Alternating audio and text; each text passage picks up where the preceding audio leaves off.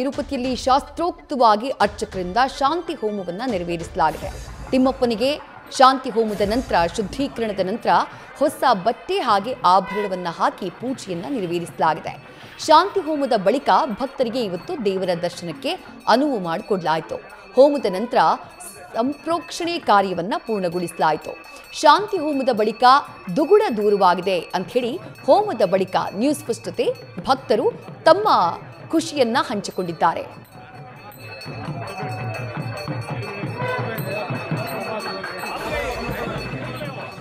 ಸನ್ನಿಧಾನದಲ್ಲಿ ಏನು ಲಡ್ಡು ವಿವಾದ ಇದ್ದಿತ್ತು, ಇದಾದ ನಂತರ ಶಾಂತಿ ಹೋಮವನ್ನು ಕೂಡ ಮಾಡಲಾಗಿದೆ. ಈಗ ಸದ್ಯಕ್ಕೆ ನಮ್ಮ ಕನ್ನಡಿಗರು ಕೂಡ ಇಲ್ಲಿ ಒಬ್ಬೊಬ್ಬರೇ ಬರ್ತಾ ಇರುವಂತಹದ್ದು, ದರ್ಶನ ಪಡ್ಕೊಂಡು ಹೋಗ್ತಾ ಇರುವಂತಹದ್ದು. ಅದರಲ್ಲೂ ಒಂದು ಕುಟುಂಬ ನಮ್ಮ ಜೊತೆಯಲ್ಲಿದೆ, ಅವ್ರನ್ನ ಮಾತಾಡಿಸ್ತಾ ಹೋಗ್ತೇನೆ. ಅವ್ರಿಗೆ ಈ ಲಡ್ಡು ಪ್ರಸಾದ ಯಾವ ರೀತಿಯಾಗಿ ಇಷ್ಟ ಮತ್ತೆ ಏನೆಲ್ಲ ಈಗ ನಿರೀಕ್ಷೆನ ಇಟ್ಕೊಂಡಿದ್ದಾರೆ ಅಂತ ಹೇಳಿ. ಮೇಡಮ್, ಈಗ ಒಂದು ಸಾಕಷ್ಟು ದೊಡ್ಡ ವಿವಾದ ಇದ್ದಿತ್ತು, ಇದ್ರ ಬಗ್ಗೆ ಮೊದಲಿಗೆ ಏನು ಹೇಳ್ತೀರಾ? ಇವಾಗ ಲಡ್ಡು ಚೆನ್ನಾಗಿದೆ ಸರ್. ಮುಂಚೆ ಒಂದು ವರ್ಷಕ್ಕೆ ಮುಂಚೆನೂ ನಾವು ದರ್ಶನಕ್ಕೆ ಬಂದಿದ್ವಿ. ಆವಾಗಿನ ಟೇಸ್ಟೇ ಬೇರೆ, ಇವಾಗಿನ ಟೇಸ್ಟೇ ಬೇರೆ. ಅದು ಬೇರೆ. ಇವತ್ತು ಪಂಚಗವ್ಯ ಎಲ್ಲ ಆಗಿದೆ. ನಮ್ಗೆ ಬೆಳಗ್ಗೆ ದರ್ಶನ ಆಯಿತು, ಚೆನ್ನಾಗಿದೆ. ನಮಗೆ ನಿಮ್ಗೇನಾದ್ರೂ ಗೊತ್ತಾ ಮೇಡಮ್, ಶಾಂತಿ ಹೋಮ ಅಂದ್ರೆ ಏನು, ಏನಕ್ಕೆ ಮಾಡ್ತಾರೆ ಅಂತ ಏನಾದ್ರು ಗೊತ್ತಾ? ಗೊತ್ತು. ಸನಾತನ ಧರ್ಮಕ್ಕಾಗಿ, ಧರ್ಮ ರಕ್ಷಣೆಗಾಗಿ, ದೇವ್ರಿಗೆ ಒಂದು ಇಷ್ಟು ಶುದ್ಧೀಕರಣಕ್ಕೆ. ಯಾಕಂದ್ರೆ ಇಷ್ಟು ದಿನ ಇದಾಗಿತ್ತು, ತಪ್ಪಾಗಿತ್ತು, ಅಪವಿತ್ರ ಆಗಿತ್ತು. ಇವಾಗ ಅದನ್ನ ಶುದ್ಧಿ ಮಾಡಿದ್ದಾರೆ. ಹೌದು. ಅಮ್ಮ, ನಿಮ್ಗೆ ಅಂದ್ರೆ ಈ ಶಾಂತಿ ಹೋಮದ ಬಗ್ಗೆ ಎಷ್ಟು ನಂಬಿಕೆ ಇದೆ? ಈಗ ಶಾಂತಿ ಹೋಮ ಮಾಡಿದ್ಮೇಲೆ ಎಲ್ಲ ದುಗುಡತೆ ದೂರ ಆಗತ್ತೆ ಅಂತ ಹೇಳಿದ್ರು, ದೂರ ಆಗಿದೆಯಾ? ದೂರ ಆಗಿದೆ. ಯಾಕೆಂದ್ರೆ ಮೊದಲು ಅಪವಿತ್ರವಾಗಿತ್ತು. ಈ ಶಾಂತಿ ಹೋಮ ಪಂಚಗವ್ಯ ಎಲ್ಲ ಮಾಡಿದ ಮೇಲೆ ಅದು ಶುದ್ಧಿ, ಅದು ಹಿಂದಿನ ಕಾಲದಿಂದ ಬಂದಿರೋ ಒಂದು ಪದ್ಧತಿ. ಅದಕ್ಕೆ ಇವಾಗ ಶುದ್ಧಿಯಾಗಿದೆ. ಇವಾಗ ಎಲ್ಲರೂ ಚೆನ್ನಾಗಿ ಪ್ರಸಾದವನ್ನು, ಯಾಕೆಂದರೆ ದೇವ್ರ ಪ್ರಸಾದ ಅಂತ ನಾವು ತಗೊಳ್ತೀವಿ, ಅದನ್ನೇ ನಾವು ಸರಿಯಾಗಿ ಕೊಡ್ದಿರ ಇದ್ರೆ, ಅಪವಿತ್ರ ಮಾಡಿದ್ರೆ ದೇವ್ರ ಪ್ರಸಾದ ಅಂತ ಹೇಗೆ ಸ್ವೀಕರಿಸೋದು, ಅದನ್ನು ಇನ್ಮೇಲೆ ಚೆನ್ನಾಗಿರುತ್ತೆ, ಎಲ್ಲರೂ ತಿನ್ಬೋದು. ಈಗ ನಮ್ಮ ನಂದಿನಿ ಬ್ರ್ಯಾಂಡ್ ತುಪ್ಪ ಬೇರೆ ಯೂಸ್ ಮಾಡ್ತಾ ಇದ್ದಾರೆ, ಇದ್ರ ಬಗ್ಗೆ ಏನು? ಚೆನ್ನಾಗಿದೆ ನಂದಿನಿ ಬ್ಯಾಂಡು. ಇಷ್ಟು ದಿನ ನಮ್ದು ನಂದಿನಿ ಬ್ಯಾಂಡ್ ಇಲ್ಲಿಗೆ ಬರ್ತಾ ಇಲ್ಲ, ಬ್ಯಾಂಗ್ ಮಾಡಿದ್ರಂತೆ. ನಮಗೆ ಗೊತ್ತಾಗಿರೋ ಸುದ್ದಿ ಇದು. ಬಟ್ ಮೊನ್ನೆಯಿಂದ ರೀಸೆಂಟಾಗಿ ಅದನ್ನು ನಂದಿನಿ ಉಪಯೋಗಿಸ್ಬೋದು ಅಂತ ಪರ್ಮಿಷನ್ ಕೊಟ್ಟಿದ್ದಾರೆ. ಇದು ಚೆನ್ನಾಗಿರುತ್ತೆ ನಂದಿನಿ ಬ್ರ್ಯಾಂಡು.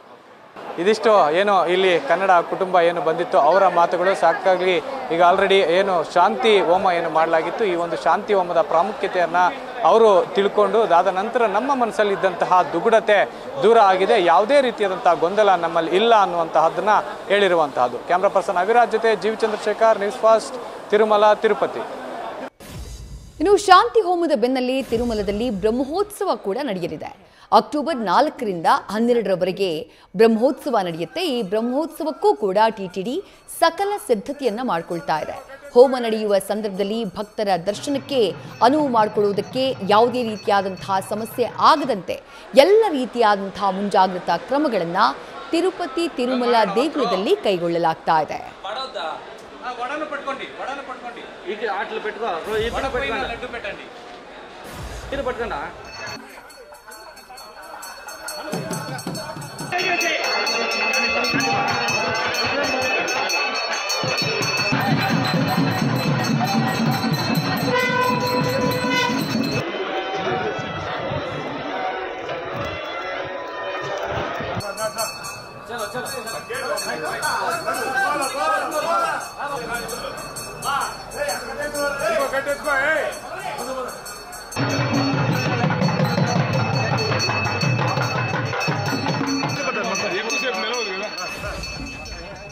ಮತ್ತೊಂದು ಕಡೆ ಈ ಲಡ್ಡು ವಿವಾದದ ಬೆನ್ನಲ್ಲೇ ಕೆಎಂಎಫ್ನ ನಂದಿನಿ ಬಗ್ಗೆ ಟಿಟಿಡಿ ಮೆಚ್ಚುಗೆಯನ್ನ ವ್ಯಕ್ತಪಡಿಸಿದೆ.